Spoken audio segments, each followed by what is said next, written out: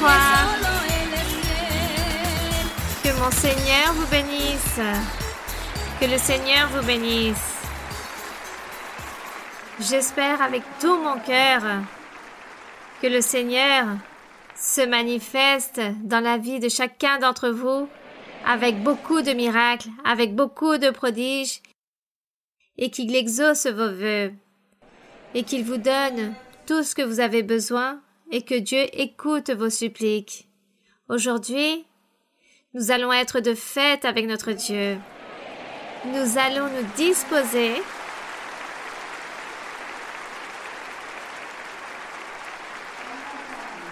nous allons affermir notre cœur pour honorer le Seigneur. Nous sommes ici dans ce lieu public, mais Dieu regarde, c'est notre cœur.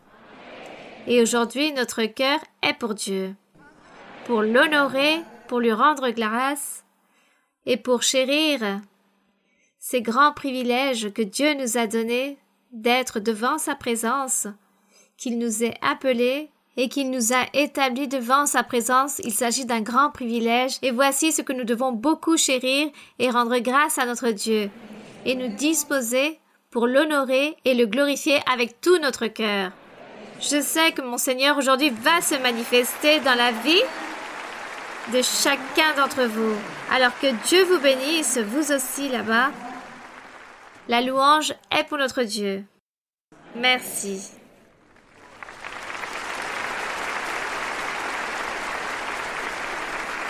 Bonjour frères et sœurs, que Dieu vous bénisse tous. Quelle joie si immense que Dieu nous concède en ce moment. Quelle fête spirituelle. Gloire au nom du Dieu vivant, qui nous parle, qui est esprit, qui est vérité et qui est pouvoir. Il y a eu beaucoup de visions, frères et sœurs, dans différents lieux dans lesquels ils ont vu que ici au pupitre, c'est le Seigneur Jésus-Christ à côté de notre sœur Maria-Louisa. C'est ce que nous allons vivre aussi aujourd'hui.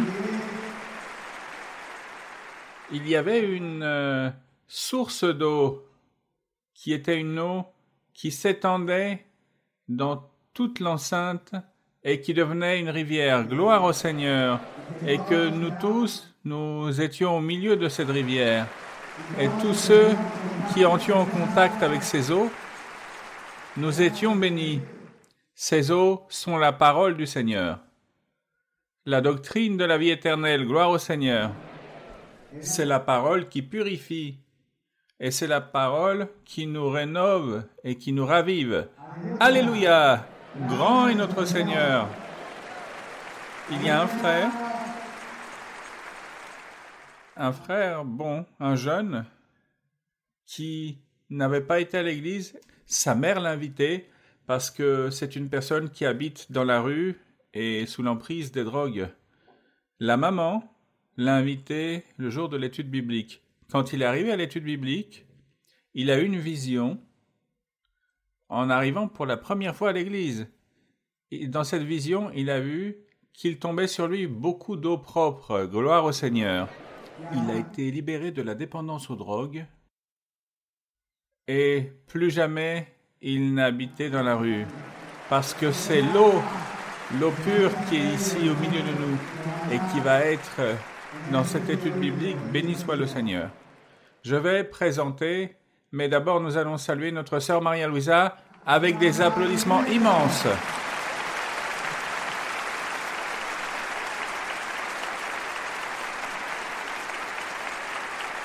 Nous saluons notre frère César Eduardo Moreno, fils de notre sœur Maria-Louisa, administrateur mondial de l'Église, et son épouse, la sœur Angela Oviedo, tout comme leur fils Dylan, Adrian, qui sont en charge du bureau de l'Église en Colombie et au niveau mondial, et qui ont été aussi en charge de ces merveilleux événements dans le Movistar Arena, ici, dont nous sommes si fiers et nous sommes heureux. Gloire au nom du Seigneur. Merci frères et sœurs.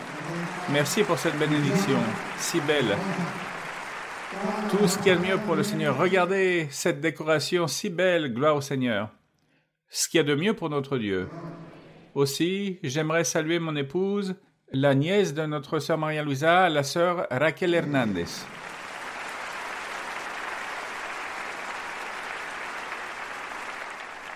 Un grand salut à la sœur Béatrice Piraquive.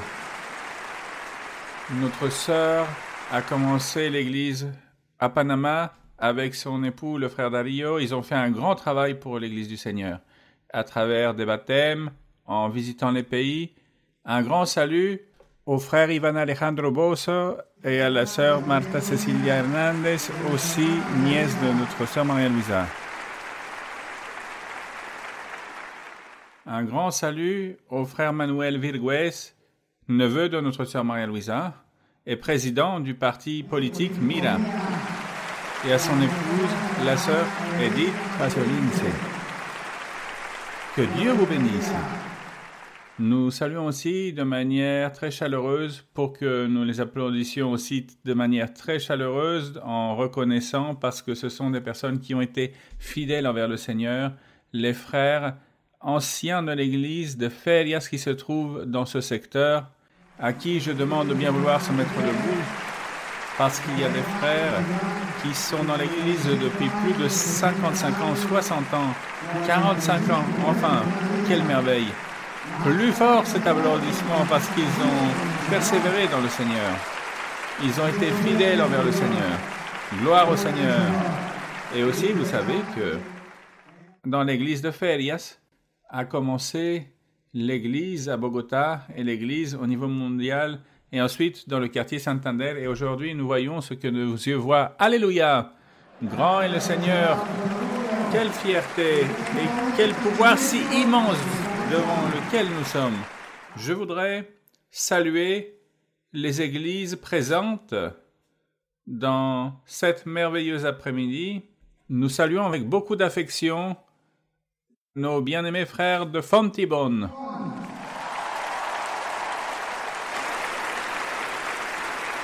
Et nos frères de La Granja. Nous saluons nos frères de Suba Rincón. Nous saluons nos frères bien-aimés de Suba Mercedes.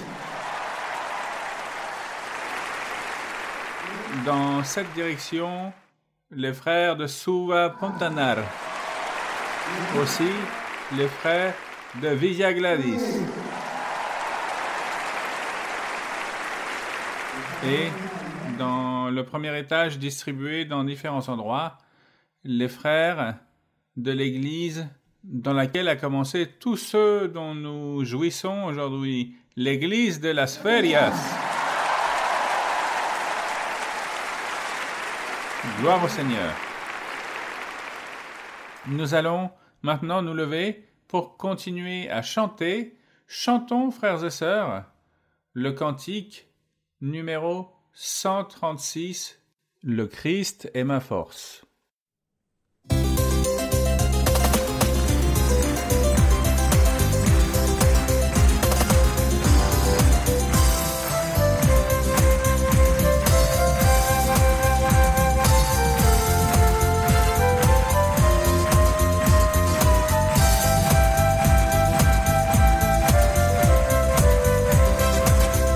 Cristo es mi fuerte en la tentación.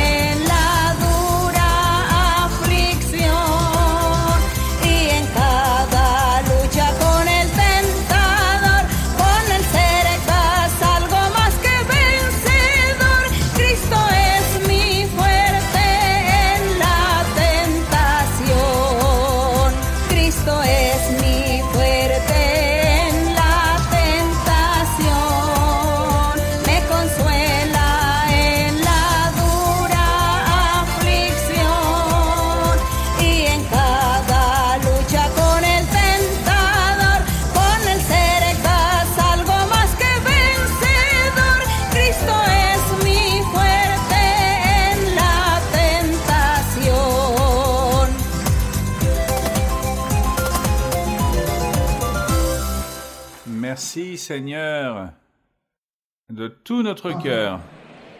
Et nous allons recevoir notre bien-aimée Sœur Maria-Louisa. Gloire au nom du Seigneur. Louange à notre Dieu. Que le Seigneur vous bénisse tous grandement. Nous rendons grâce à notre Dieu Tout-Puissant pour l'accomplissement de toutes ses promesses, pour toutes ces promesses merveilleuses lorsque le Seigneur parlait à 4 personnes, le Seigneur faisant des promesses qu'il allait établir une église très grande, une assemblée immense en Colombie et dans le reste du monde, et que lui-même allait convertir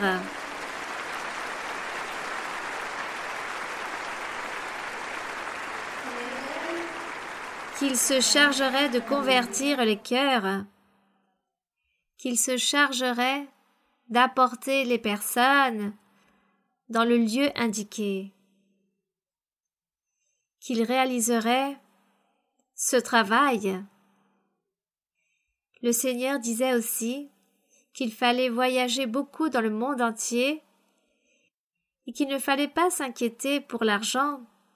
Et le Seigneur l'a accompli depuis le premier jour et jusqu'à encore aujourd'hui, car aujourd'hui, il s'agit une fois de plus d'une démonstration, car l'événement que nous avons fait aujourd'hui, c'est pour honorer notre Dieu et lui rendre grâce. Il s'agit de la preuve de cet accomplissement, de cette promesse au sujet des dépenses à réaliser. Car nous disons en Colombie qu'ici, cet endroit vaut des millions. Cela a un grand coût et Dieu, c'est lui qui a tout fait. Absolument tout. Et nous lui rendons grâce. Car avec cet événement, avec l'événement d'aujourd'hui, c'est le 3e que nous réalisons ici à Movistar. Et c'est notre Dieu qui a couvert tous les frais. Et nous rendons grâce à Dieu, car il s'agit une fois de plus de l'accomplissement des promesses qu'il a données au commencement, il y a déjà beaucoup de temps. À peu près dans les années 68, le Seigneur a fait ces belles promesses. En 1968, et le Seigneur l'a accompli. Et c'est pourquoi nous sommes très confiants en Dieu, et nous croyons en Dieu, et nous savons que Dieu existe, qu'il s'agit d'un être surnaturel en esprit, et qu'il faut le louer, le glorifier et le chercher en esprit. Et comme il couvre tout l'univers dans toute sa grandeur, c'est pourquoi il se trouve partout et connaît les pensées de chaque être humain.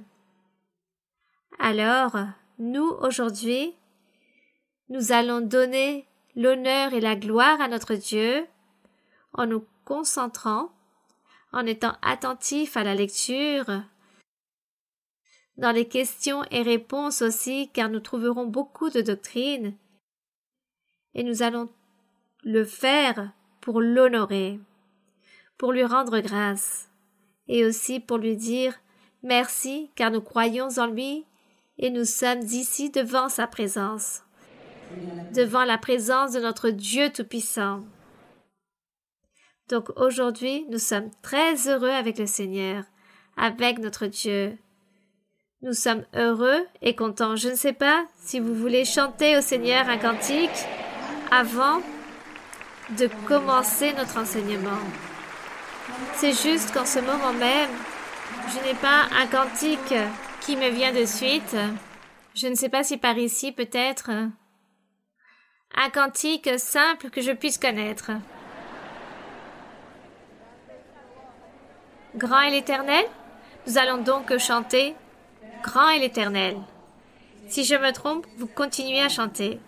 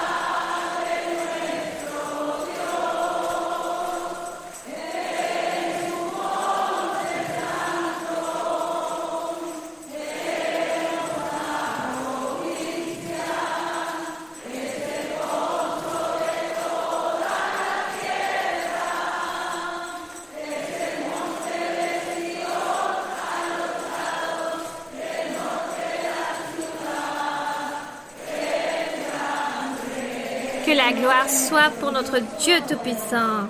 Nous rendons grâce au Seigneur. Vous pouvez vous asseoir et nous allons ouvrir la Bible et nous allons lire dans l'épître de Paul aux Éphésiens, chapitre 1.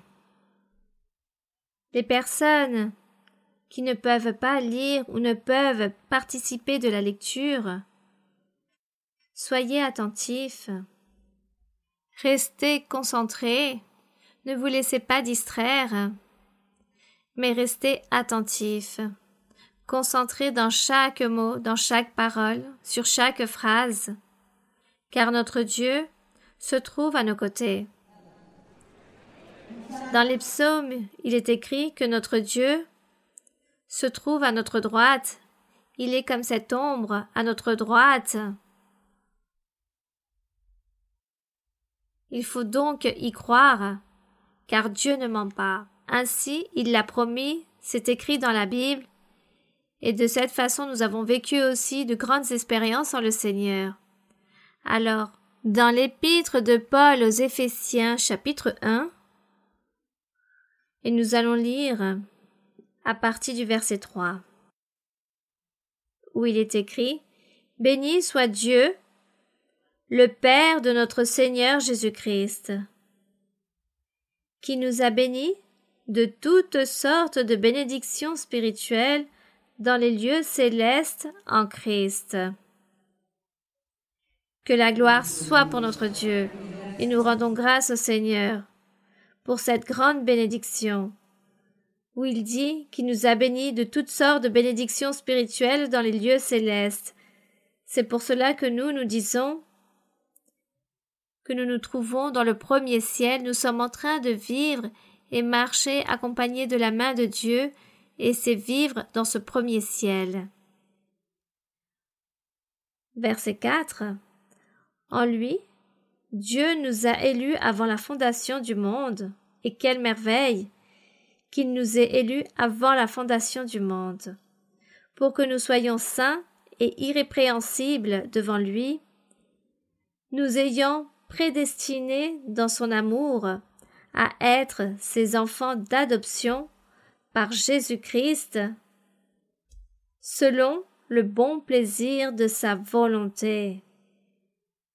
Notre Dieu, il nous a adoptés dès le moment où nous avons cru en le Seigneur Jésus-Christ. Autant que Dieu m'aime, et comme le Fils de Dieu. Un grand mystère que nous, autant qu'humains, nous n'avons pas le droit de questionner ou de demander comment et pourquoi, mais juste Dieu nous enseigne et Dieu nous dit quelque chose et nous devons le croire, même si nous n'arrivons pas à y comprendre, mais il s'agit de Dieu qui nous enseigne.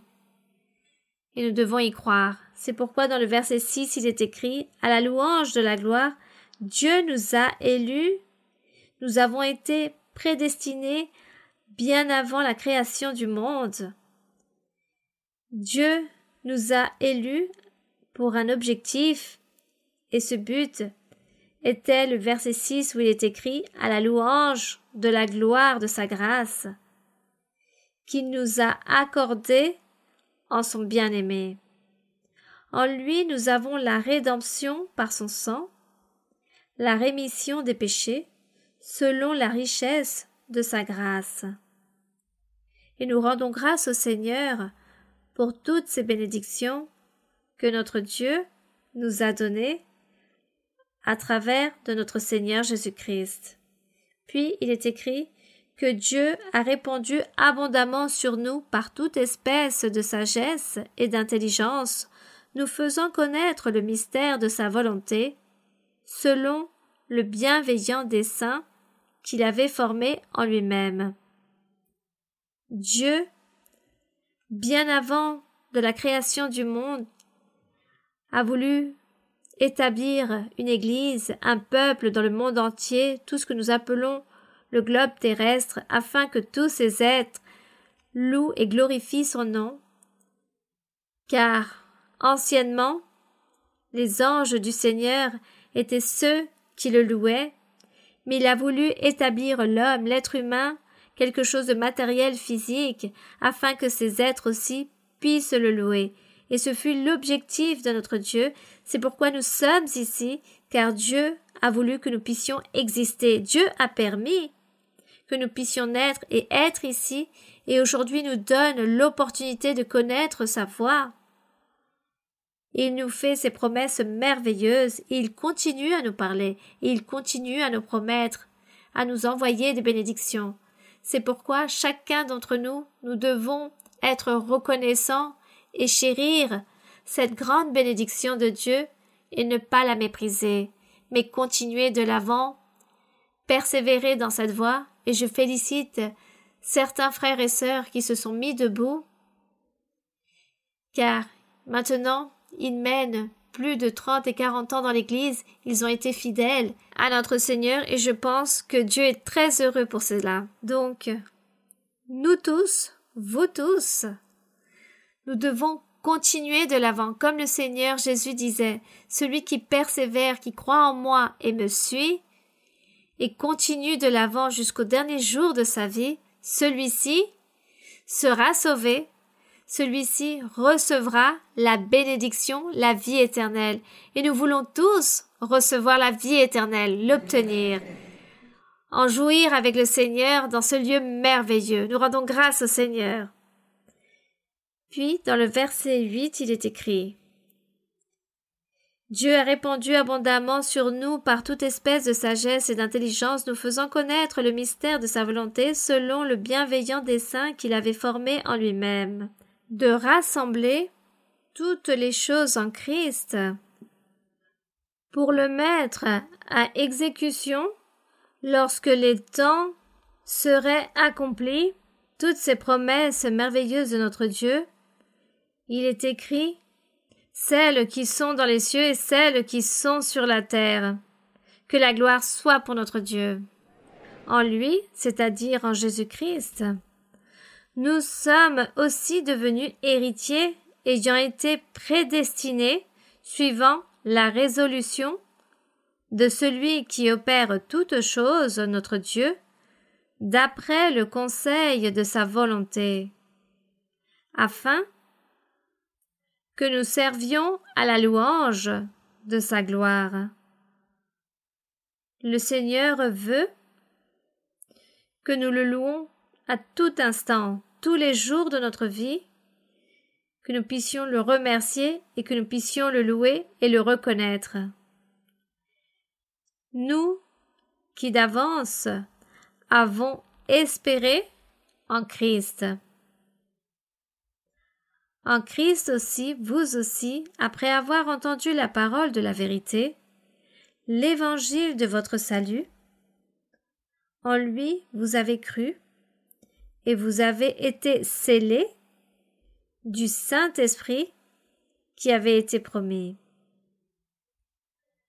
C'est pourquoi, aujourd'hui, nous sommes très fiers, autant qu'assemblée, autant qu'Église, nous sommes très fiers, car l'Esprit de Dieu nous oriente, il nous guide, il nous console, il nous enseigne, il nous corrige. C'est lui qui nous aide à bien fonctionner dans notre être, afin que nous ayons toujours cette crainte et que nous puissions toujours nous convertir à Dieu. L'Esprit de Dieu nous guide, il nous oriente, c'est lui qui nous conduit. Si le Seigneur n'aurait pas envoyé le Saint-Esprit, ne l'aurait pas envoyé sur terre pour réaliser ce travail, alors nous serions comme n'importe quel groupe, un groupe quelconque de n'importe quelle religion, qui disent lire. Certains lisent la Bible, d'autres ont leur propre livre, leur propre théorie. Mais ces gens n'ont pas la manifestation de Dieu que nous avons. Ces gens n'ont pas cette paix, cette joie, cette allégresse que Dieu nous a donnée. Et ces gens n'ont pas un Dieu qui puisse leur répondre à tous leurs besoins, ou qui se remplisse de miséricorde et fasse des miracles, des guérisons, des prodiges, comme notre Dieu fait, car l'Esprit de Dieu ne se trouve pas avec ces personnes.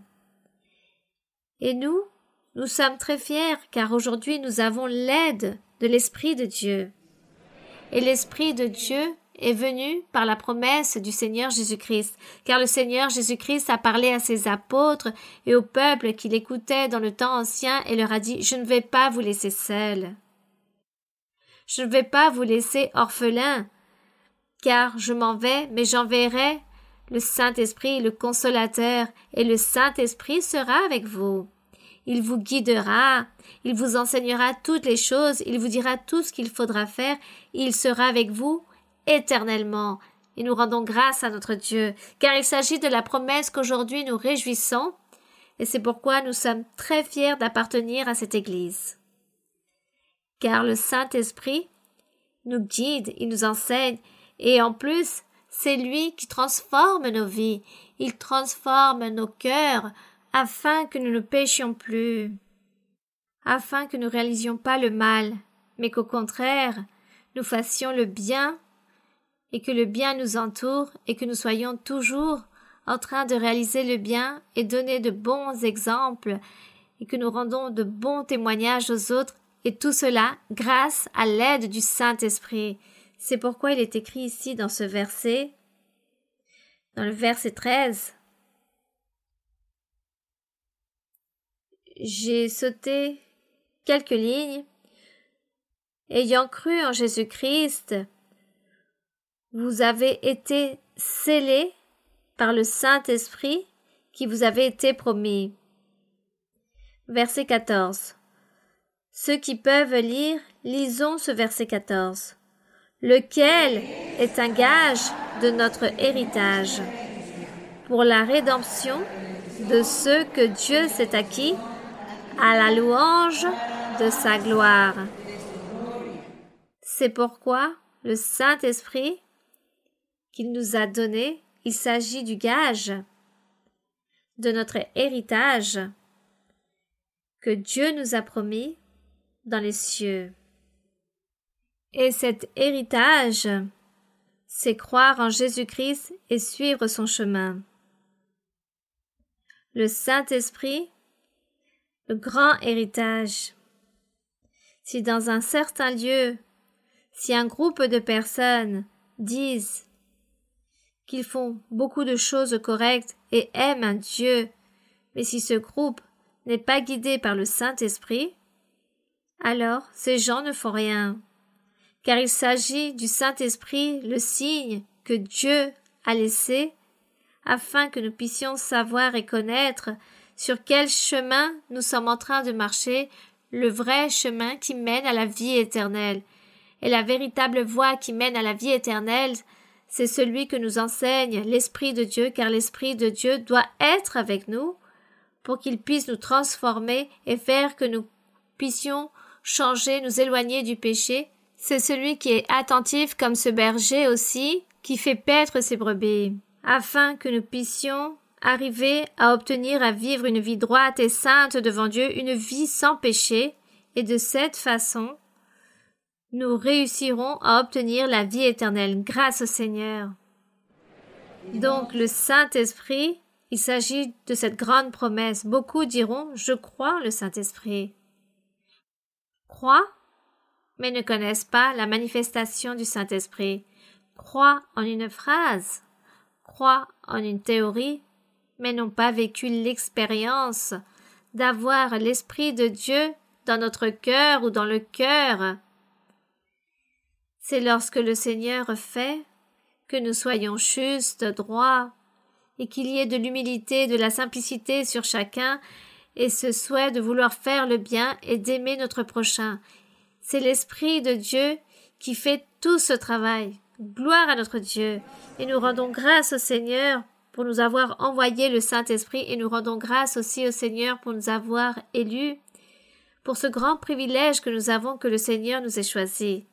C'est pourquoi luttons tous afin que nous n'ayons pas sortir de ce troupeau, mais au contraire que nous soyons toujours accompagnés de la main de notre Dieu. Que Dieu vous bénisse tous et que mon Seigneur fasse un miracle et vous donne une bénédiction très grande dans chaque cœur, dans chaque vie.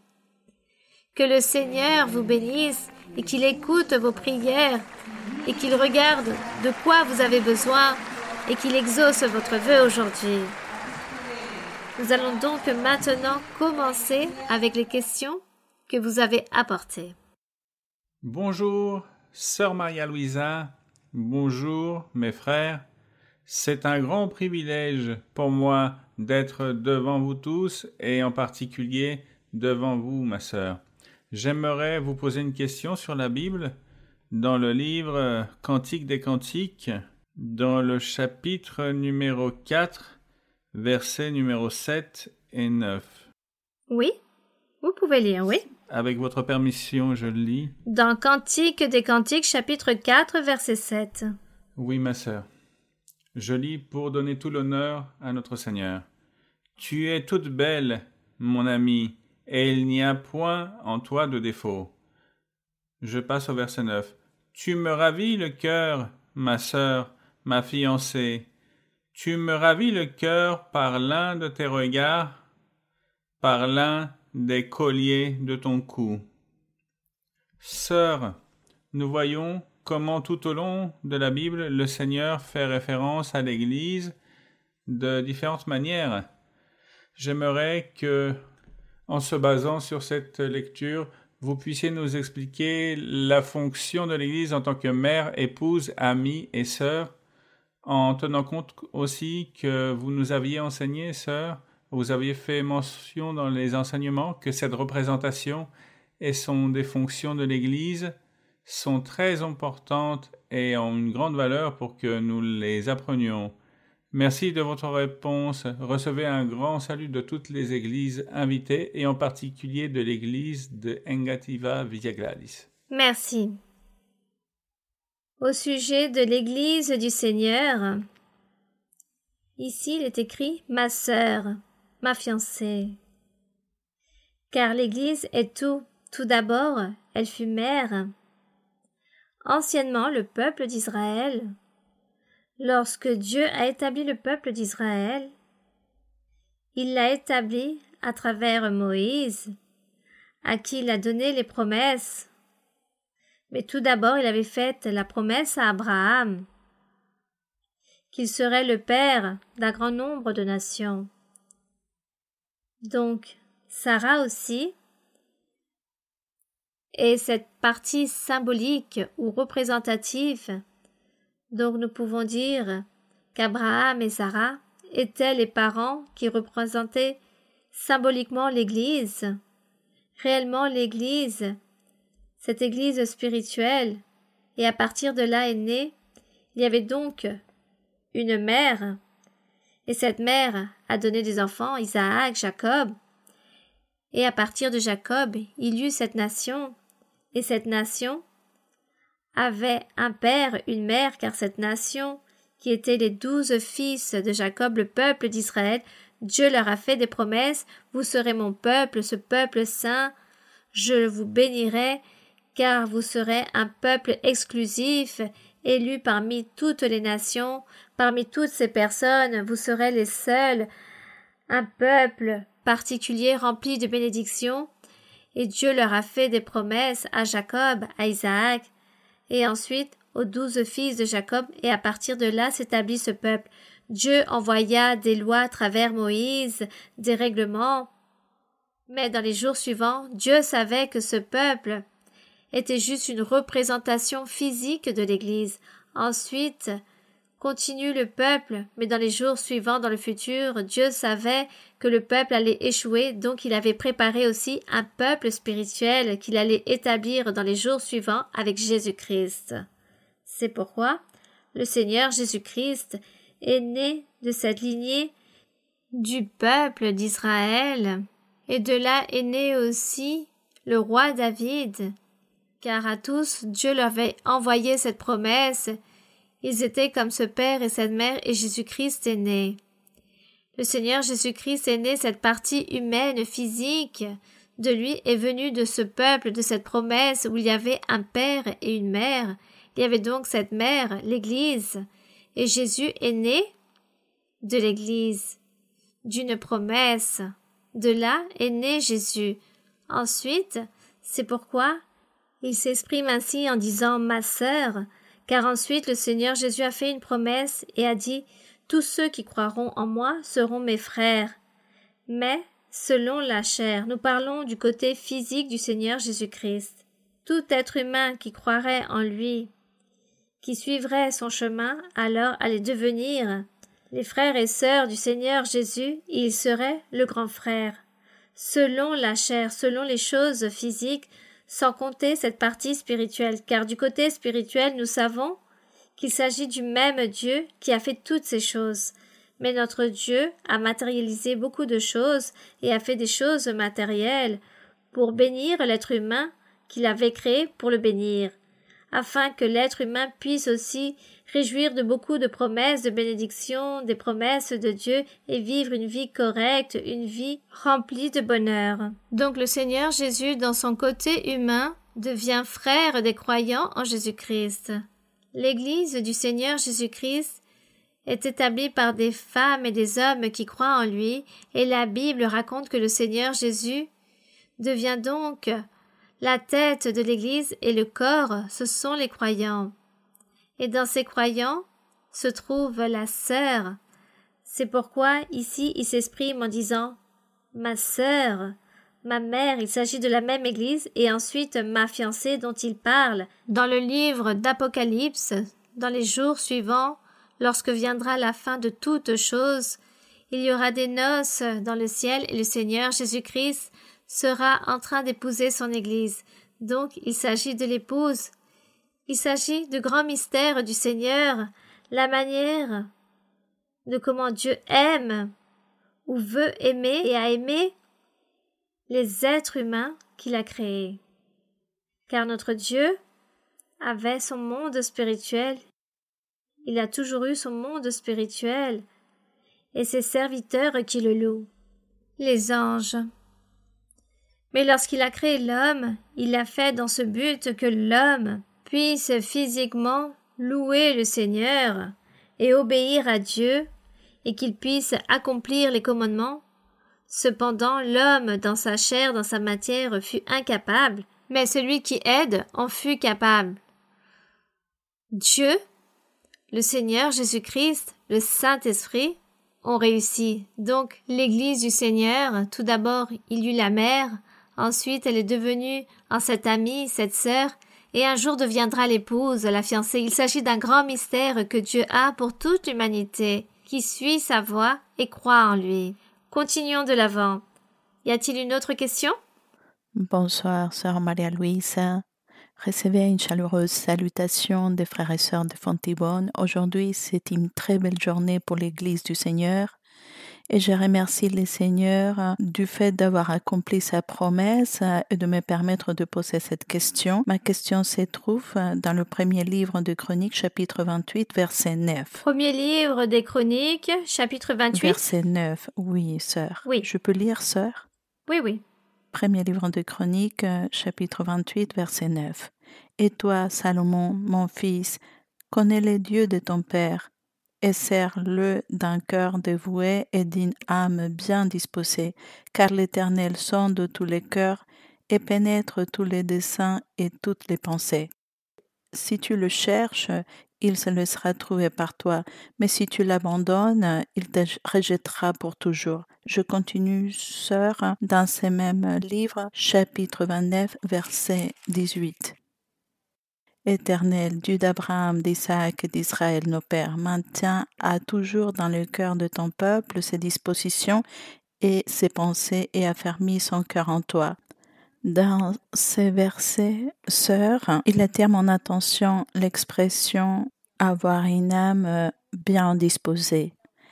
Et la prière du roi David dans le verset 18, quand il demande que la volonté de Dieu se maintienne toujours dans les cœurs de son peuple. Sœur, comment nous pouvons mettre en pratique le fait d'avoir une âme bien disposée et avoir les dispositions et les pensées de Dieu dans notre cœur qui ont tellement plu le Seigneur dans les temps du roi David? Merci, sœur, de votre réponse. Que Dieu continue à vous bénir grandement. Nous devons aimer notre Dieu. Nous devons aimer Dieu. Croire. Et aimer Dieu, c'est renoncer à toute chose qui nous donne du plaisir, mais il s'agit en plus d'une offense à Dieu. Alors toutes ces choses qui nous produisent du plaisir ou de la joie, mais qui offensent Dieu, alors il faut y renoncer. Et en aimant Dieu, nous allons avoir ce cœur disposé, cette allégresse, cet enthousiasme. Nous allons obéir au Seigneur. Nous allons avoir toutes ces choses. La chose principale, c'est l'amour envers Dieu, car lorsque nous aimons Dieu, nous voulons lui plaire, nous voulons lui être agréable en tout, accomplir, faire sa volonté, accomplir et observer ses commandements. C'est l'amour envers notre Dieu. C'est renoncer à beaucoup de choses qui peut-être nous aimions beaucoup et nous prenions plaisir à faire, mais que nous offensions à Dieu en même temps, alors nous devons y renoncer. Nous devons aimer notre Dieu et le suivre. Une fois que nous aimons Dieu, ensuite toutes ces choses s'y ajouteront. Le Seigneur établira tout dans notre être, la joie, l'allégresse, l'enthousiasme, et nous serons toujours prêts, remplis de ferveur, pour être au service de Dieu, pour nous remplir de joie avec lui et être optimistes avec notre Dieu chaque jour qui passe. Nous allégrerons notre cœur et nous serons confiants en lui. Lorsque viendra le moment difficile, nous allons prier, nous chanterons et nous lui demanderons des choses et nous serons confiants. Donc nous sommes allègres, remplis de joie, d'enthousiasme et de cette façon, nous sommes en train d'obéir. Nous obéissons au Seigneur. Pourquoi? Par l'amour que nous avons et le désir de lui plaire. Alors là, nous sommes en train de plaire au Seigneur en absolument tout. Et Dieu bénit. Il s'agit de la promesse que Dieu a faite à Salomon, qu'il devait se soumettre à sa volonté, à son chemin, s'il voulait triompher dans sa vie. Quelle promesse merveilleuse qu'il a faite à Salomon, mais malheureusement, il ne les a pas accomplies. Le monde et les forces négatives ont été plus fortes et ont dérobé toutes ses bienfaisances à Salomon, et nous ne voulons pas vivre comme Salomon. Nous voulons être comme ses fils obéissants qui aiment Dieu et se soumettent à la sainte volonté de notre Dieu. Bien, continuons avec une autre question. Bonjour, bien-aimée sœur Maria-Louisa, que Dieu vous bénisse de grande manière. Recevez un salut cordial de l'église de Subarincon, parce que nous vous aimons dans le Seigneur. Que Dieu vous bénisse. Ma question se trouve dans le livre du prophète Ésaïe, chapitre 32. Oui, livre d'Ésaïe 32. Verset numéro 4. Ésaïe 32 combien? 4, ma sœur. Oui. Je peux le lire? Vous pouvez lire. Le cœur des hommes légers sera intelligent pour comprendre, et la langue de ceux qui balbutient parlera vite et nettement. Ma question, sœur, il y a deux parties dans ma question par rapport au concept de balbutier ou bégayer. En premier lieu, est-ce similaire à Ésaïe 28:11 où Dieu a dit qu'il parlerait à son peuple dans des langues de balbutiement en faisant référence au Saint-Esprit? Ou sinon, sœur, est-il fait référence dans ce verset au bégaiement physique, à la difficulté de parler clairement? Et il s'agit d'un esprit mauvais qui empêche que la personne s'exprime clairement. Comment une personne qui souffre de cette condition peut agir et prier notre Seigneur pour la dépasser, sachant que il nous a appelés pour que nous prêchions sa parole? Merci beaucoup, sœur, et que Dieu vous bénisse toujours. Je vais tout d'abord lire ici dans le verset 1 du chapitre 32, où il est écrit « Alors, le roi régnera selon la justice. » En parlant des jours suivants, nous parlons ici le livre d'Ésaïe, prophète de l'Ancien Testament, beaucoup de milliers d'années en arrière, même par rapport à notre époque, beaucoup de siècles d'années en arrière, au sujet de notre Seigneur Jésus-Christ. Le Seigneur faisait ses promesses pour le peuple et pour les jours suivants, pour nous aussi. Il les faisait à travers du prophète Ésaïe. Le Seigneur disait « Dans les jours suivants, le roi régnera selon la justice. » Et ce roi, c'est notre Seigneur Jésus-Christ. et les princes gouverneront avec droiture. Qui sont ces princes? Les serviteurs de Jésus-Christ, l'Évangile, c'étaient ces princes. Chacun sera comme un abri contre le vent, c'est-à-dire le Seigneur Jésus-Christ comme un refuge contre la tempête, comme des courants d'eau dans un lieu desséché, comme l'ombre d'un grand rocher. Donc notre Seigneur Jésus-Christ serait le tout en nous. Il nous donnerait ce repos, la santé. Il nous rassasiera aussi lorsque nous aurons soif spirituellement ou faim spirituellement. Il nous donnerait cet aliment et qu'il serait cet abri contre le vent ou le soleil en parlant des méchancetés de l'ennemi contre nous. Lorsque l'ennemi vient avec la maladie, les tribulations, avec des jours difficiles, il en parle en le comparant à tous ces vents, à ces tempêtes, à ces courants d'eau, et Dieu nous garderait de toutes ces choses. Ici, il parle à travers des figures, à travers des représentations, à travers des symboles. Puis, il parle aussi de ces courants d'eau dans les lieux desséchés, par rapport aux forces de la nature, des catastrophes, par rapport à tout ce que le diable fait contre tous les êtres humains, tous ces méchancetés.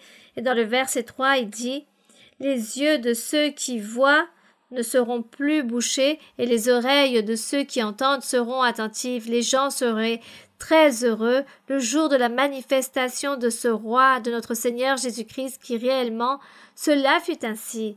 Car voici ce que nous lisons dans les évangiles lorsque le Seigneur Jésus-Christ a commencé à se manifester, la paix, la joie et l'allégresse, la santé et tous les bienfaits que les personnes ont vécu non seulement du côté physique du corps, mais aussi des choses spirituelles. Car de la même façon qu'il existe cet aveuglement physique, il y a cet aveuglement spirituel, la surdité spirituelle, mais aussi la surdité physique.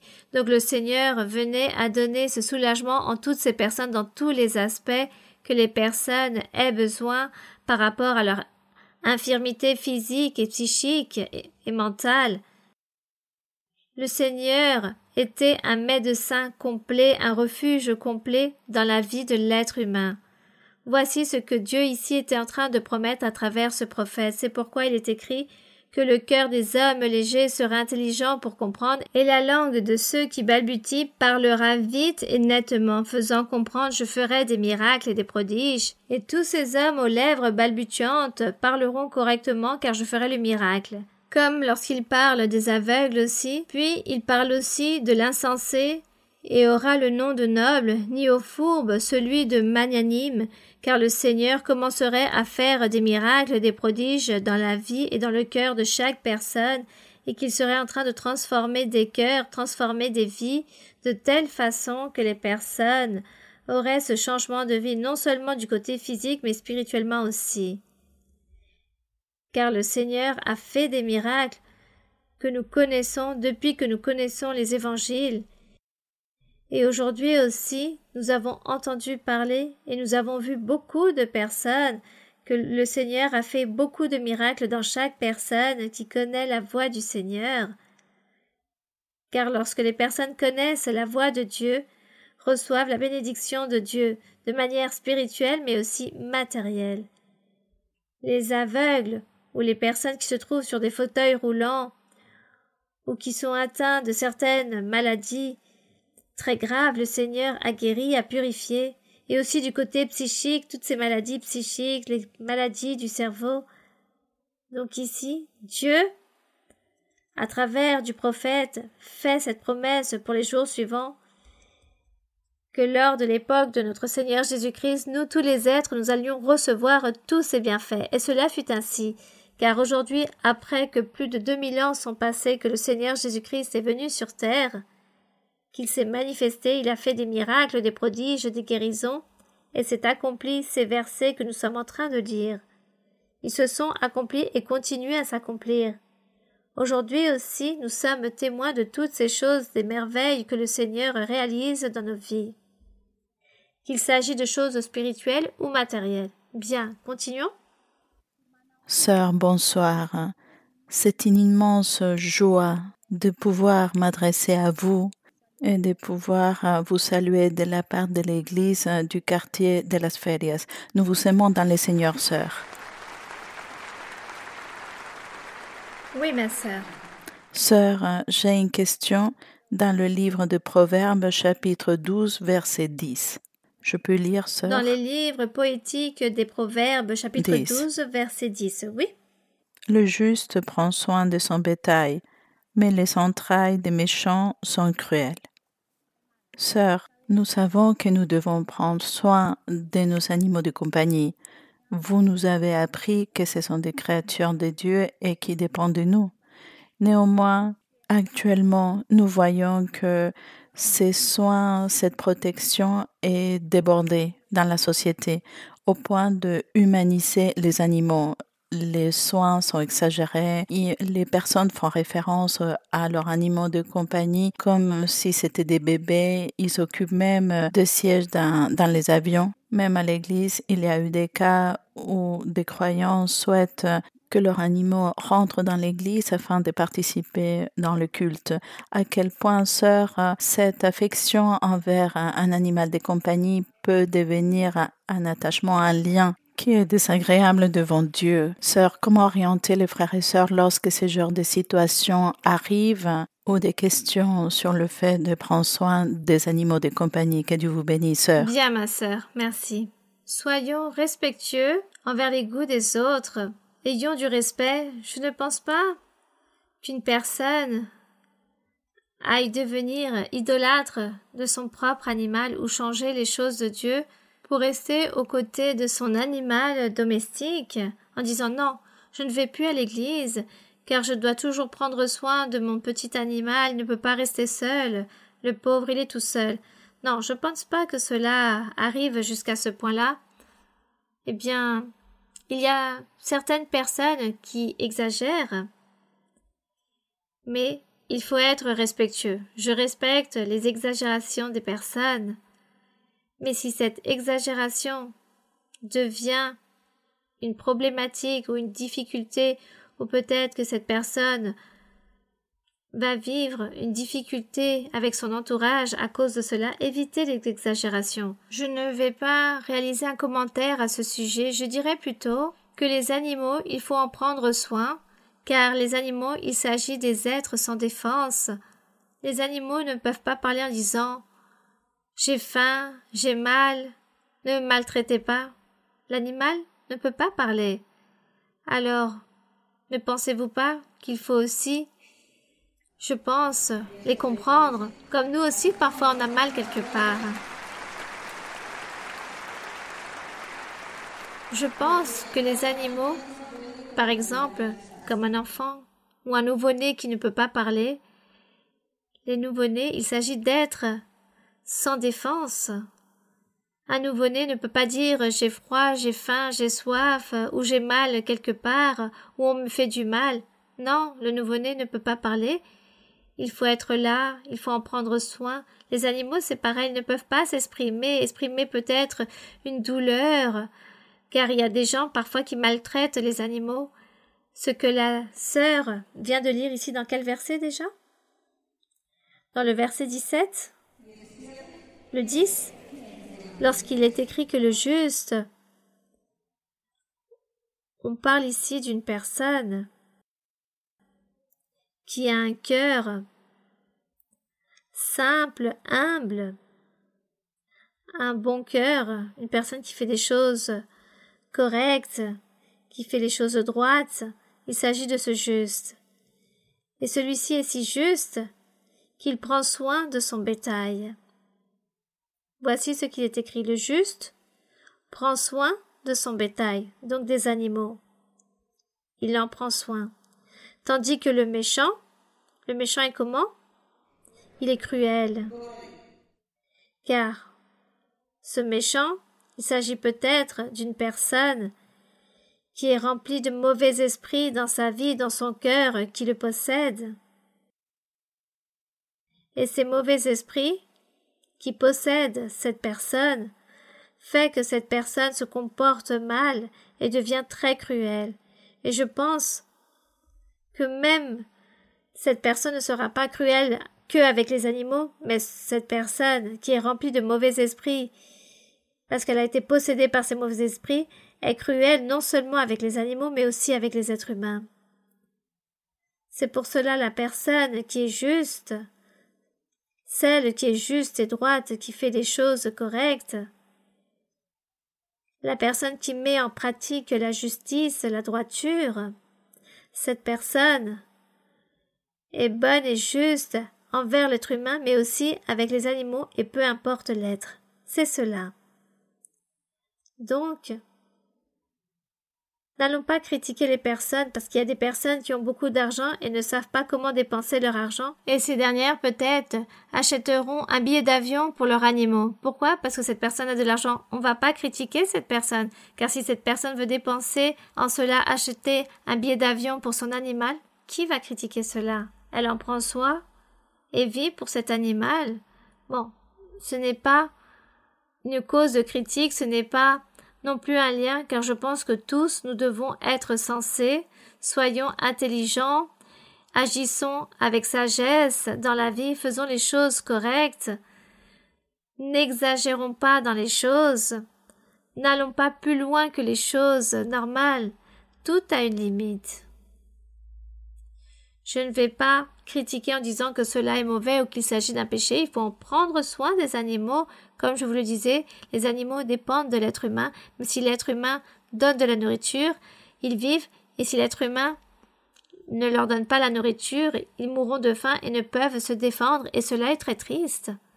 Donc, en conclusion, mes frères et sœurs, les animaux, il faut en prendre soin et bien les traiter. Donc faites attention. Oui, continuons. Bonjour, sœur Maria Luisa. Depuis le temple de Suba las Mercedes, nous voulons vous exprimer notre profonde gratitude pour votre travail infatigable de pratiquer l'évangile de notre Seigneur Jésus-Christ et à travers cela nous donner l'opportunité à des millions de personnes de connaître le chemin du salut et du vrai bonheur.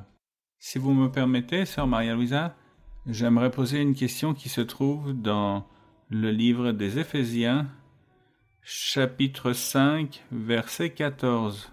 Épître de Paul aux Éphésiens 5, 14, oui Merci, mon frère. Sœur.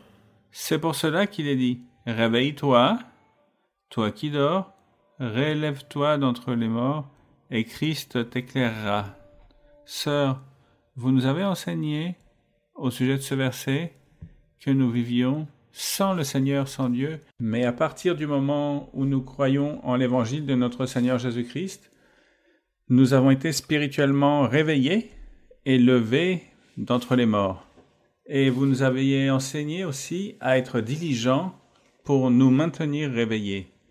Néanmoins, très souvent, l'ennemi utilise des stratégies pour semer la fatigue, la paresse et la torpeur spirituelle pour nous faire sortir de l'Église en tant que croyants. Est-ce que vous pourriez, sœur Maria Luisa, nous développer sur ce réveil spirituel et comment chasser la paresse, comment chasser l'endormissement spirituel?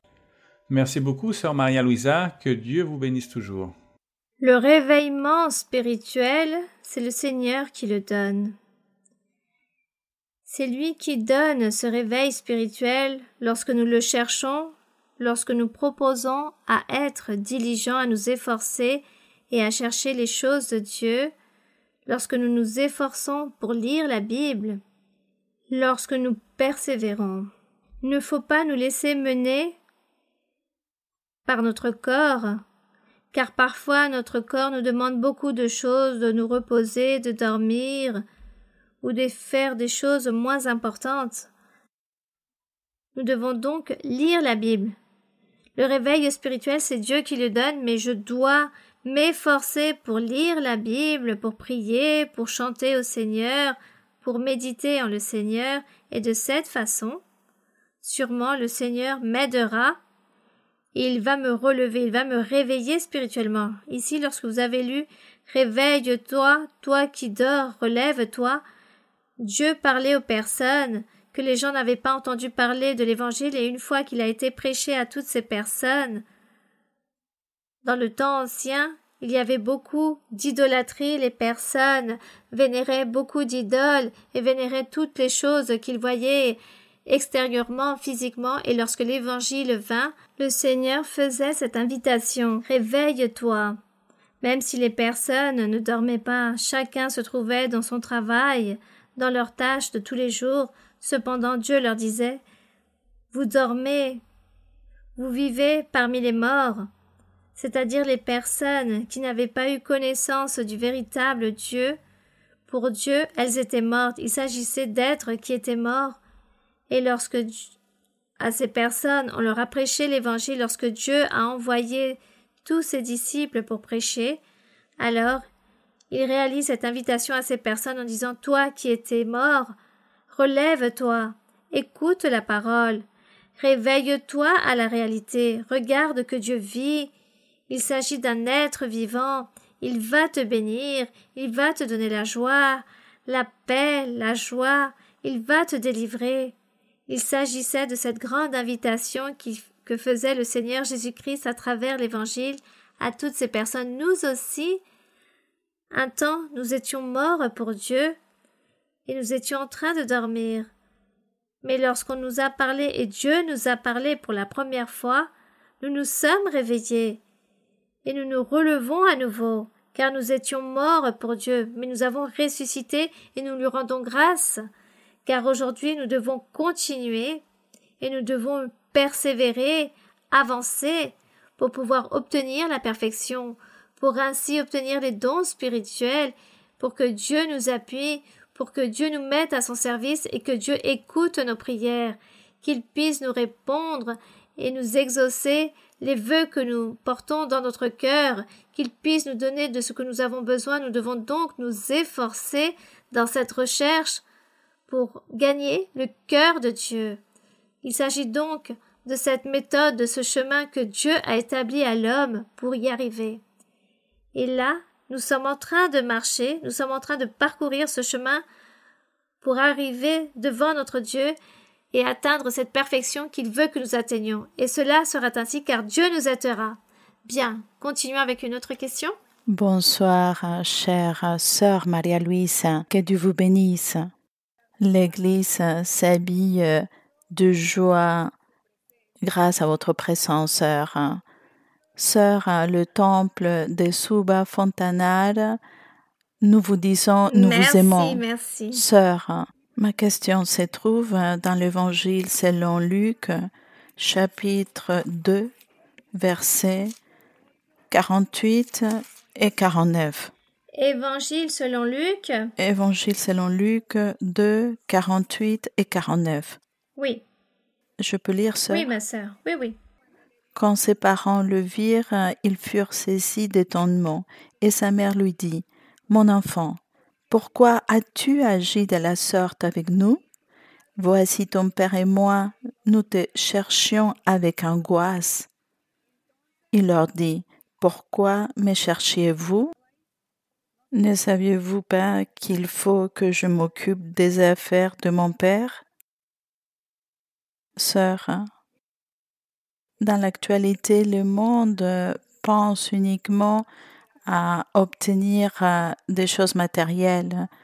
Les gens pensent à investir de plus en plus d'une manière ou d'une autre. L'humanité vit dans cette préoccupation de chercher le matériel, oubliant les chemins de Dieu et ce qui est véritablement important.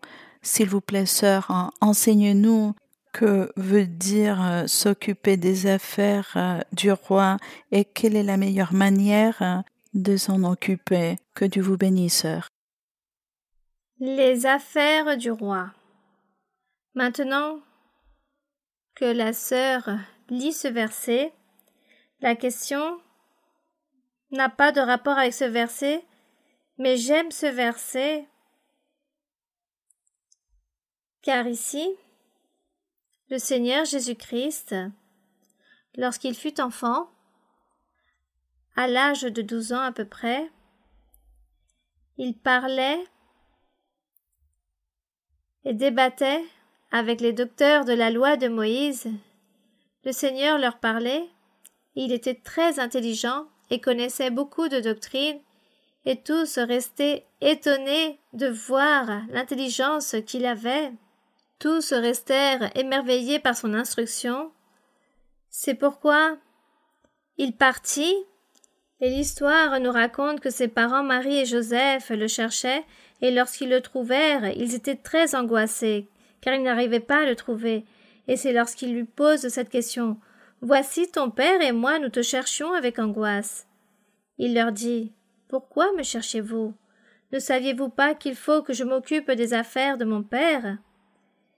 Il leur a fait donc comprendre qu'il savait que le Seigneur était venu par l'œuvre du Saint-Esprit, que l'ange avait déjà parlé à Marie et lui avait dit qu'elle allait engendrer le Sauveur, le Roi, le Rédempteur, que Dieu avait promis à travers les prophètes, qu'il allait venir au monde pour sauver l'humanité. Il savait tout cela, Joseph aussi le savait. Mais rempli d'angoisse, il ne parlait pas, il ne disait rien à personne, car c'étaient des choses très grandes et mystérieuses, à tel point qu'il n'osait même pas dévoiler ces choses aux autres. C'est pourquoi il traitait le Seigneur Jésus-Christ comme s'il s'agissait d'un être quelconque, comme si c'était leur propre fils, et le Seigneur Jésus leur reprochait qu'il n'était pas comme quiconque, mais que c'était le Père qui l'avait envoyé. C'est pourquoi il leur répond ainsi en disant « Ne me cherchez pas, pourquoi me cherchez-vous? Ne saviez-vous pas qu'il faut que je m'occupe des affaires de mon Père ?» Ils arrivaient à comprendre parfaitement cela, mais les gens n'arrivaient pas à comprendre tous ces faits. Mais nous, aujourd'hui, en lisant la Bible, ce livre que Dieu a permis qu'il puisse encore exister, que grâce au Seigneur, c'est le livre qui nous raconte au sujet de l'existence de Dieu, donc nous rendons grâce au Seigneur car aujourd'hui nous comprenons toutes ces choses, tandis que dans l'ancien temps, toutes ces personnes qui ont vécu des choses similaires n'arrivaient pas à comprendre. Donc nous rendons grâce au Seigneur. Et la sœur demande de quoi il s'agit lorsqu'il parle ici des affaires de notre Père. Il s'agit de sa doctrine, notre Dieu qui se manifeste dans l'homme, dans l'humanité. Dieu se manifeste d'une manière ou d'une autre, et il veut que toute l'humanité connaisse Dieu, connaisse qu'il s'agit d'un Dieu en esprit, que Dieu a une doctrine, des lois, et que l'être humain doit accomplir ses lois, ses commandements pour lui plaire, et que l'être humain doit s'efforcer pour suivre ce chemin, car l'être humain a un grand ennemi, et cet ennemi va empêcher à l'être humain d'obtenir la vie éternelle. Donc notre Dieu nous donne une série de commandements, de recommandations, d'enseignements, beaucoup de doctrines, beaucoup de règles nous enseigne le Seigneur, pour que d'une manière ou d'une autre nous puissions ainsi accomplir et vivre ces choses et atteindre ce but, et de ce fait obtenir la vie éternelle. Il s'agit donc des affaires de Dieu. Les affaires de Dieu, c'est offrir le salut à l'être humain. Mais pour offrir ce salut, tout ce que nous devons faire, lire ce livre tous les jours de notre vie, car là nous trouvons beaucoup de choses nouvelles à tout instant, et les règlements et tout ce que nous devons faire pour arriver à la vie éternelle et nous jouir avec le Seigneur, avec le Roi, notre Seigneur Jésus-Christ, qui gouverne. Il s'agit de ce Roi parfait.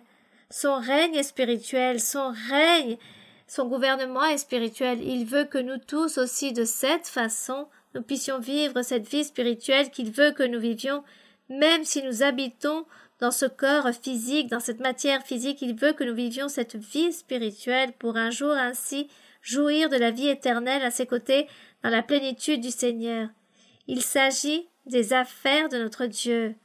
Les affaires de notre Dieu sont ainsi l'enseignement de l'Évangile parfait de notre Seigneur et l'accomplissement de sa parole, de ses commandements.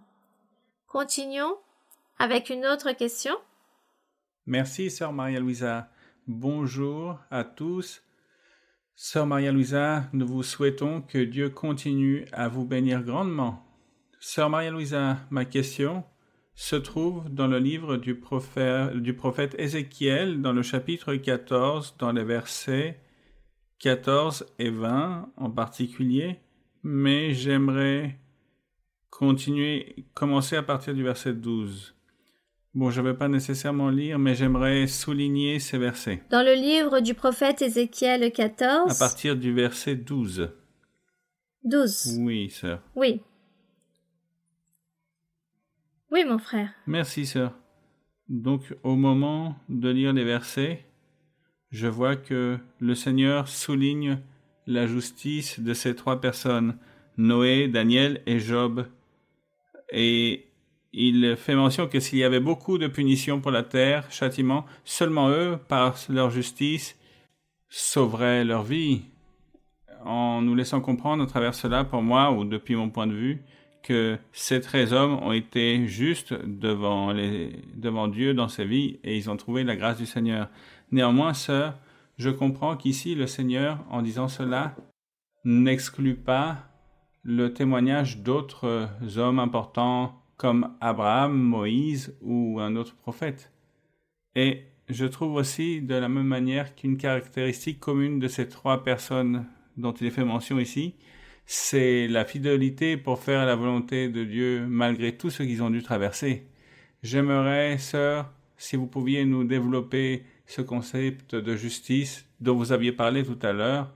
Vous avez dit ce que cela signifiait, mais j'aimerais que l'on puisse approfondir ce concept de juste.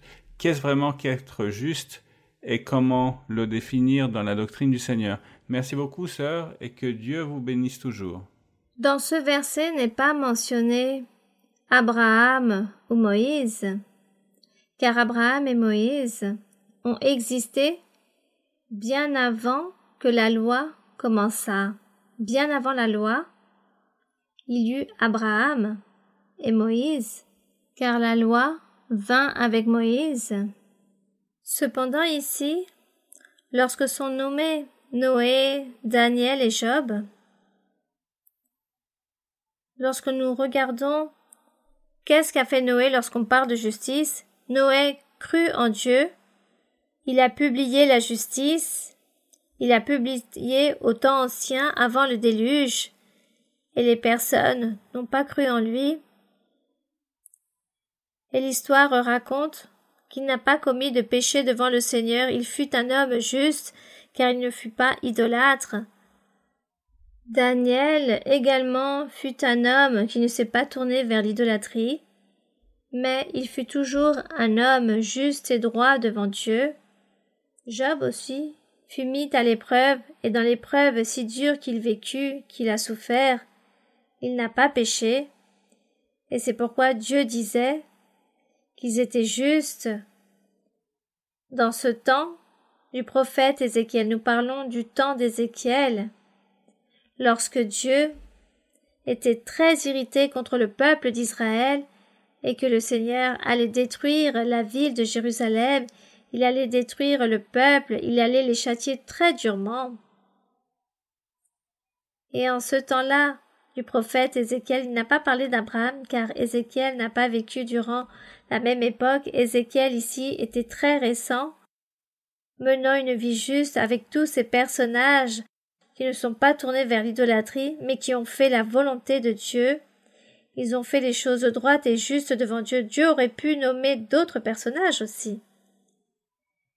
Mais autant qu'exemple, il dit à Ézéchiel, Noé, qui fut un homme juste, ou Daniel aussi, qui a souffert beaucoup à Babylone, mais qui fut un homme juste devant Dieu, il fit les choses droites, de telle façon qu'il fut emporté dans la fosse aux lions et éprouvé par le feu,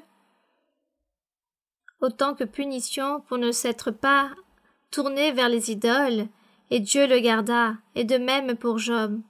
Donc Dieu, à ce temps-là, allait châtier très durement le peuple, et Ézéchiel essayait d'intervenir en disant « Seigneur, sois miséricordieux, ne châtie pas le peuple. » Donc le Seigneur a dit non.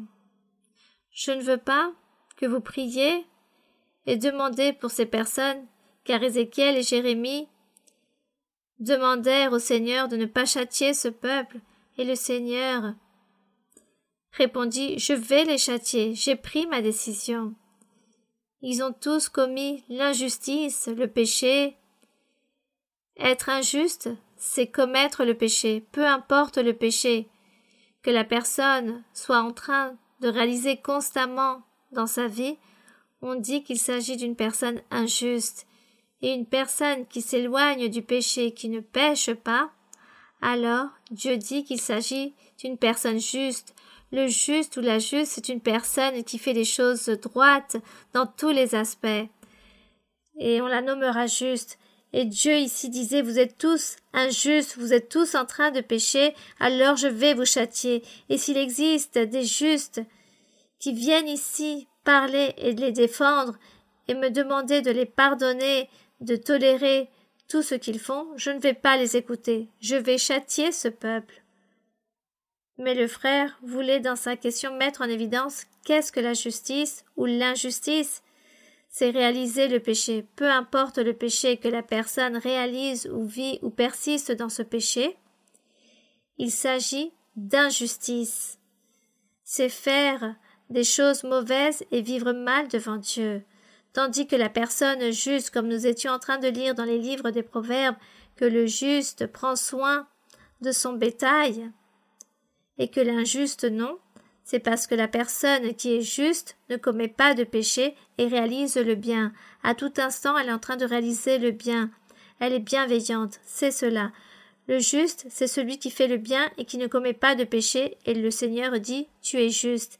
Mais l'injuste, c'est celui qui pêche. Donc, c'est pour cela que notre lutte continuelle, tous les jours de notre vie, nous devons prier Dieu, demander au Seigneur qu'il nous aide, car notre chair nous fait tomber dans les pièges, dans le péché. Il y a aussi l'ennemi, le diable, qui vient pour que nous péchions, et nos prières et notre cœur sincère envers Dieu, voulant toujours plaire à Dieu et en aimant Dieu, cela va beaucoup nous aider afin que nous ne vivions pas une vie injuste. Ne soyons pas injustes, mais soyons plutôt justes. Ainsi, Dieu nous nommera ainsi, que nous sommes des personnes justes. Et c'est ce que nous voulons et que Dieu nous aide. Bien. Donc, mes frères et sœurs, aujourd'hui, ce fut une journée remplie de joie, remplie d'allégresse, de grande satisfaction. Je sais que mon Seigneur a été à côté de nous. Et je sais aussi que le Seigneur continuera à accomplir ses promesses, à se manifester, de réaliser des miracles. Il continuera à guérir, à se manifester dans la vie de chacun d'entre vous, à délivrer les personnes et libérer beaucoup de personnes qui vivent sous la servitude de malédiction. Et le Seigneur a changé et a ôté peu à peu et a purifié les personnes. Le Seigneur a réalisé des guérisons, des purifications, et cela me remplit d'allégresse. Et le Seigneur mérite que nous l'aimions et que nous puissions lui plaire. Soyons donc révérents envers notre Dieu, efforçons-nous et chérissons cette bénédiction qui nous a donné de nous élire. Espérons que tous nous puissions atteindre ce but, arriver à la fin du chemin, et que nous puissions être tous au service de notre Dieu. Donc, mes frères et sœurs, ce fut pour moi un grand motif d'allégresse. Maintenant que je ne peux pas visiter toutes les églises, car pour moi cela est impossible. Aujourd'hui, il existe 6 ou 7 églises. Aujourd'hui, il y a ici 7 églises, sont réunies ici. Et pour visiter cette église, c'est très difficile, car à côté, il y a encore plus d'autres églises. Ici, à Bogota, il y a à peu près 35 églises. À peu près 36 églises il y a ici dans la ville de Bogota en Colombie. Donc c'est très difficile de venir vous voir. C'est pourquoi nous avons demandé au Seigneur qu'il nous permette ainsi de vous rassembler de cette façon, tous ensemble, pour que nous puissions être de fête avec le Seigneur et continuer de l'avant.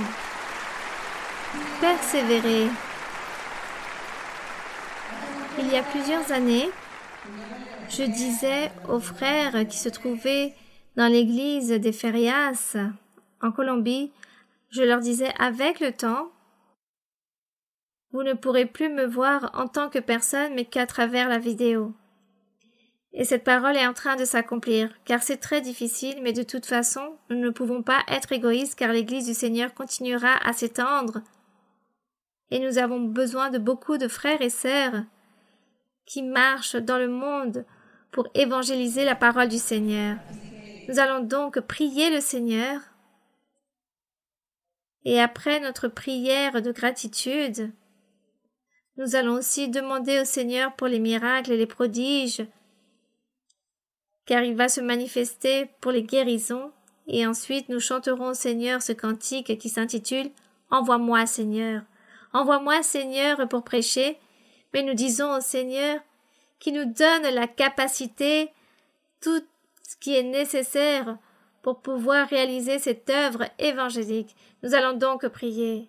Mon Père Saint, Dieu du ciel et de la terre, Créateur, notre Père éternel, notre puissant Dieu, omniprésent, Dieu juste, Dieu droit, Dieu miséricordieux et clément, notre Dieu, toi qui nous as créés avec ta main toute puissante, tu nous as créés, tu nous as formés. Merci éternel Dieu, puissant Dieu, nous te donnons l'honneur, la gloire et la louange. Nous te bénissons, mon Seigneur, car tu es grand et juste, tu es amour, tu es miséricordieux, tu représentes le pardon. Ta bonté est si grande, ton amour est éternel, ta parole est véritable, tes promesses sont fidèles et véritables. Merci mon Père Saint, pour toute cette miséricorde et cet amour que tu as envers nous tous. Et en cette journée, mon Seigneur, en cette journée, beaucoup de cœurs souhaitent obtenir de toi, Seigneur. Envoie ta main toute puissante sur chacun d'entre eux. Pose-la, bénis-les, libère-les, guéris-les. Chasse toute maladie. Regarde, Seigneur, qu'il existe beaucoup de maladies. Mais toi, mon Seigneur, tu connais le besoin de chacun, la maladie que chacun souffre. Ôte toute maladie, toute douleur. Détruis, Seigneur, l'œuvre de l'ennemi. Réprimande tout mauvais esprit, toute sorcellerie et tout envoûtement et toute malédiction. Détruis, Seigneur, et réprimande tous ces mauvais esprits. Détruis, Seigneur, toute cette œuvre satanique et libère tous les frères et sœurs, les enfants, les jeunes, les personnes, peu importe leur âge.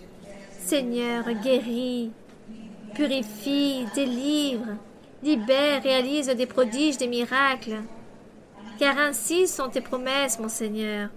Depuis toujours, tu as promis la bénédiction, la délivrance pour chacun, la pureté. Seigneur, sanctifie-nous, purifie-nous, guide-nous, Seigneur, dans le sentier de la justice. Conduis-nous vers la droiture. Conduis-nous, Seigneur, dans le chemin de la perfection. Nous voulons être à ton service, nous voulons travailler dans ta vigne. Nous voulons, Seigneur, te plaire en tout, faire ta volonté. Chasse et ôte toute tâche, tout lien. Purifie, libère. Merci, mon Père Saint. Merci, mon Père. Au nom glorieux de Jésus-Christ, ton Fils bien-aimé. Que l'honneur et la gloire et la louange soient toujours pour toi. Amen. Gloire à notre Dieu. Gloire au Seigneur pour toujours. Alléluia. Chantons la joie du Seigneur. en a cappella. El gozo del Señor mi fortaleza es. El gozo del Señor mi fortaleza es. El gozo del Señor mi fortaleza es. Y su gozo sin medida Él me da. Si tienes ese gozo puedes tú cantar. Si tienes ese gozo puedes tú danzar. Si tienes ese gozo puedes tú gritar. Y su gozo sin medida Él te da. El gozo del Señor mi fortaleza es. El gozo del Señor mi fortaleza es. El gozo del Señor mi fortaleza es. Y su gozo sin medida Él me da. Si tienes ese gozo puedes tú cantar. Si tienes ese gozo puedes tú danzar. Si tienes ese gozo puedes tú gritar. Y su gozo sin medida Él te da. Béni soit le nom de notre Dieu. Que la gloire soit pour notre Seigneur.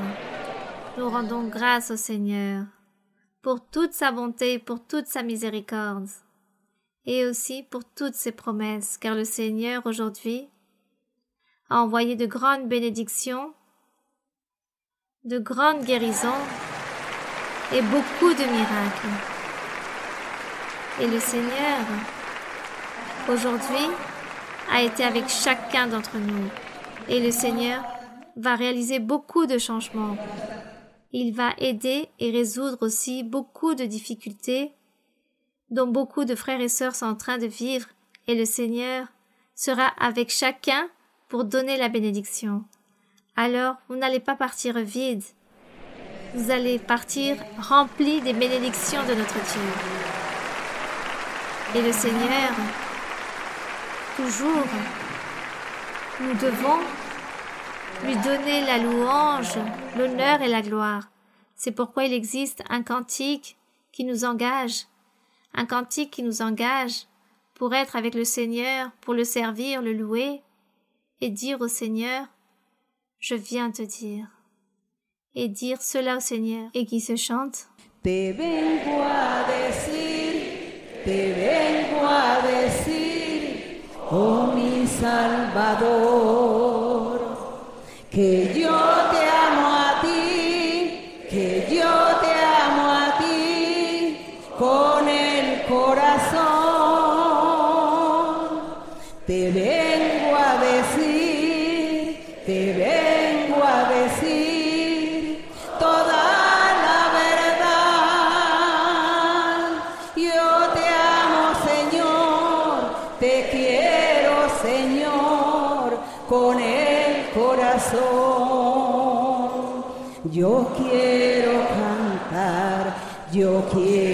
cantar de gozo y de paz.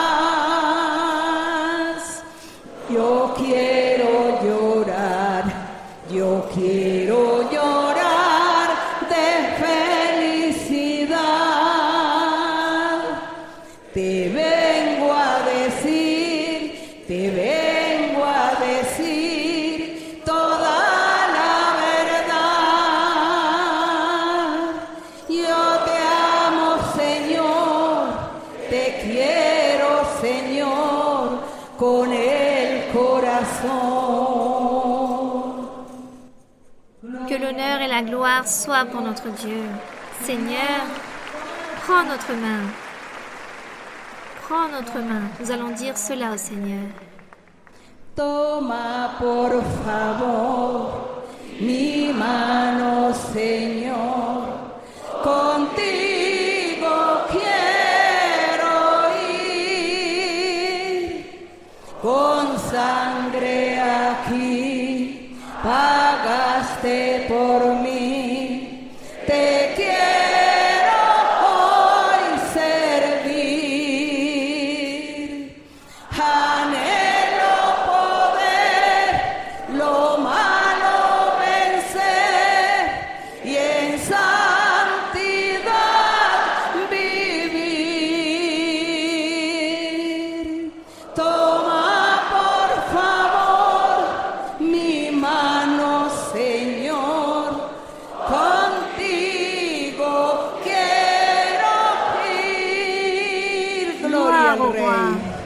Toma por favor mi mano, Señor, contigo quiero ir, con sangre aquí pagaste por mí, te quiero hoy servir, anhelo poder lo malo vencer y en santidad vivir. Toma por favor mi mano, Señor, contigo quiero ir. Que l'honneur soit pour notre Dieu, que la gloire soit pour le Tout-Puissant, au Dieu Tout-Puissant, au Dieu qui a créé le ciel et la terre. Merci Seigneur, merci mon Père, merci éternel Dieu. Une minute de louange pour notre Dieu. Béni soit le Seigneur, béni soit notre Dieu. Les louanges sont pour toi, l'honneur est pour toi, la gloire est pour toi. Louange à ton nom, gloire à ton nom. Tu es grand, mon Seigneur, grand est l'Éternel. Tu es digne de toute louange. Béni soit le Seigneur. Puissant est celui qui vit et qui règne pour les siècles des siècles. Alléluia. Grand est l'Éternel, grand est notre Dieu. Louange au Tout-Puissant. Réjouissez-vous. Réjouissez-vous et chantez avec allégresse à l'Éternel notre Dieu, car il nous a créés et non nous-mêmes. Grand est le Seigneur, puissant est le Seigneur. Béni soit notre Dieu et roi. Grand est notre Dieu, puissant. Louange au roi. Nous te donnons l'honneur, la gloire. Merci Seigneur, merci. Alléluia. Merci Seigneur. Merci Dieu Tout-Puissant. Pon aceite en mi lámpara, Señor. Pon aceite en mi lámpara, Señor. Que yo quiero servirte con amor. Pon aceite en mi lámpara, Señor. Señor Jesús, tú eres mi guía. Señor Jesús, tú eres amor, salvaste mi alma perdida, por eso te alabo con el corazón, salvaste mi alma perdida, por eso te alabo con el corazón. Con el corazón, con el corazón. Nous rendons grâce au Seigneur. Nous remercions notre Dieu, car le Seigneur est très content de nous. Merci beaucoup mes frères et sœurs. Merci. Merci à chacun d'entre vous, mes très chers frères et très chères sœurs. Merci beaucoup, que Dieu vous bénisse. Et continuez de l'avant, mes très chers frères et très chères sœurs. Et notre Seigneur réalisera tous les miracles et tout ce qu'il a promis. Car toutes vos bénédictions se manifesteront dès à présent. Donc de nouveau, merci et que Dieu vous bénisse.